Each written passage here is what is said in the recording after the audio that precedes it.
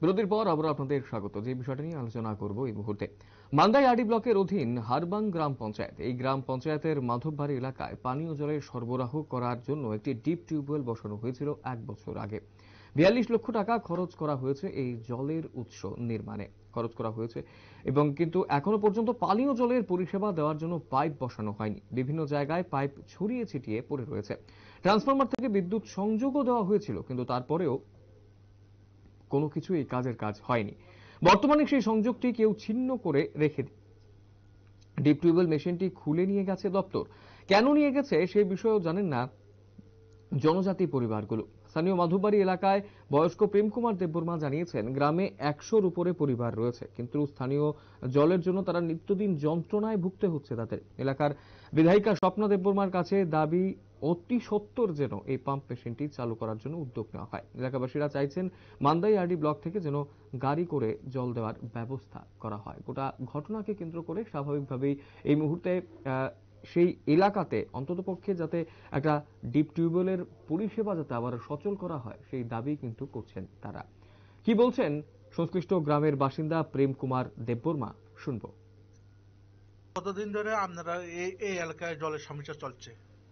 বহুত দিন ধরে চলছে, কিন্তু এখানে বোর্ডিং যে বইছি উনি বোর্ডিং এর কথা আমরা দুইটা আছিল, 4টা বোর্ডিং কথা, কিন্তু 3টা এটাও পুরা তারা নতুন করে করছে না। এটা আগে পরে ডেভেলপমেন্ট একজন করে আছে, এরপরে ওএনজিসি একটা করছে, বলবে একটা করছে, বোর্ডিং আছে কিন্তু। আর এখানে ঠিক মতো তারা কালেকশন দিচ্ছে না, এখানে তার ঠিক মতো দেয় না। আর ট্রান্সফর্মার এখানে বয়, এখানে কারেন্ট চালু করে দিয়েছে, কিন্তু ওখানে এটাও বদ্ধ করে থেকে গেছে। আর তার তো ছুটি এখানে সব কিছু আপনার যে মোটরগুলো আছে এগুলোও তুলিয়ে তিনি কালেকশন করে রয়ে গেছে গা। ওখানে কি অবস্থায় আমরা আসি বাঁচি না, আমরা ওই নিচে গিয়ে কুয়ারের জল টেনে খেতে হচ্ছে। তারপরে এখানে ট্রান্সফরমার যেটা বসানো হয়েছে ভিতরে যেটা মোটরগুলি রয়েছিল, তারপরে এই রেকগুলোতে সব নিয়ে গেছে। সব নিয়ে গেছে। কেন নিয়ে গেছে? এটা বোধ হয় বড়ি মোটরগুলো খারাপ না কি, এটা বোধ হয় চেক করতে লয়ে গেছে না কিভাবে লয়ে গেছে ঠিক আমি জানি না, কিন্তু ফিল্ডার আগে বোরিং যেটা আছে পাইপ সব উঠে তিনি স্টক করে থয়ে গেছে। এমনি যেটা কাজটা কমপ্লিট হয়েছিল, এর কাজ কি কমপ্লিট না? কাজও কমপ্লিট না, আপনার আদা মাদা কাজ করে আদা মাদা জয়েন দিয়া আদা মাদা দিয়ে গেছে। দুইটাই এখানে আয়া বছর পাইপ, কিন্তু আরো একটাও এখানে মাঝখানে রয়ে গেছে, এটাও ঠিক মতো জয়েন না। কিন্তু এই জয়েন আইনলে ঠিক মতো কালেকশন দেয় তাহলে জল আমরা পেতে পারি, কিন্তু তারা ঠিক মতো করে দিয়ে গেছে।